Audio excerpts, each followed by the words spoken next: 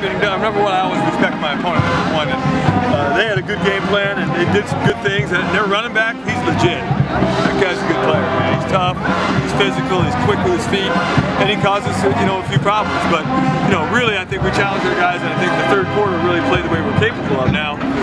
The fourth quarter is a different story, but we played a lot of guys, and I think that's always fun for those guys. Ryan Solomon scoring a touchdown to me. He's a fifth-year senior, and he earned it. He deserves to be that kind of guy. So it's a blast to see guys have some success, but it's also to see the rhythm that we played with on offense pretty much the entire game. We got to keep doing that because Portland State's going to be a very physical, athletic team that scored 77 points last week, so we got to work cut out for it. Can you talk about that rhythm offensively and what adjustments you guys made? It seemed like the game was kind of nip and tuck there for the first quarter or so. Brian Cook and Andre have such a good feel for what opponents are doing. Brian just has a real good feel for what we do as opposed to what people are trying to do to us, and we're executing really well. And we're probably playing the momentum we're gaining with our offensive line, the confidence I think those guys are gaining is fun to watch as well.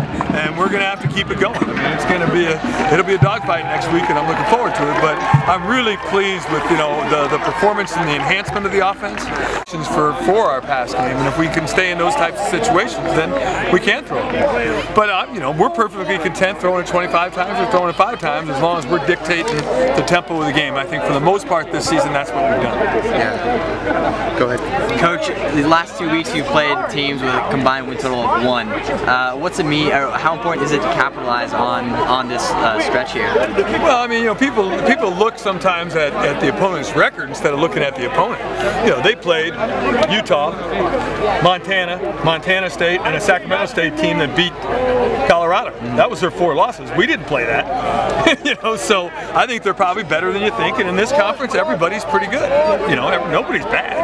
I think offensively, I think that we played pretty much our best game of the season, and that was the difference in the game. Last week and this week, you've had a real strong second half performance as opposed to the first half. What is it about the third and fourth quarter? Well, it's probably the thing I've been most proud of our football team this entire year is the ability to keep fighting through things and play better as the game progresses.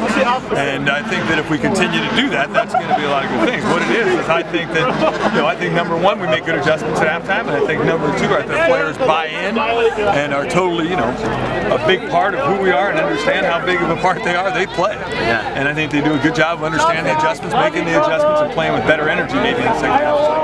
Yeah, is next week's game against Portland State a little extra special for you? Well, given your history there?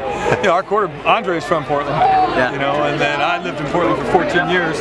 Coach Wood, Coach Tuatelli, they played at Portland State, and Aristotle Thompson's from Portland as well. So there's a Portland connection, there's no doubt about it. But I've had to do this before where you play where you used to coach and things like that. This is our players' 2012 season, and it's all about them and the opportunity they've created for themselves. And it has nothing to do, really, the opponents are hidden. If we play well, we'll continue to win, and if we continue to win, some really special things can happen for us, and for most importantly, our players, the 2012 football team. You talked about Andre and his ability to read defenses, adjust. 4 touchdowns a half, for a whole game, over 50 points. Is that something you attribute to leadership and veteran play? And, he did some great things with the ball. I don't know if you saw him start to fake the pitch and then cut it back up. He really had a good feel for how they were defending the game. And I think that's his experience and that's his credit. I mean, I've told everybody along, he doesn't complain that he's 7 carries for 10 yards the last couple of weeks. And today he comes out and he's pretty magical with the ball in his hands, and I think we need him to continue to be that guy. Distribute the ball like he did, throw the ball like he did.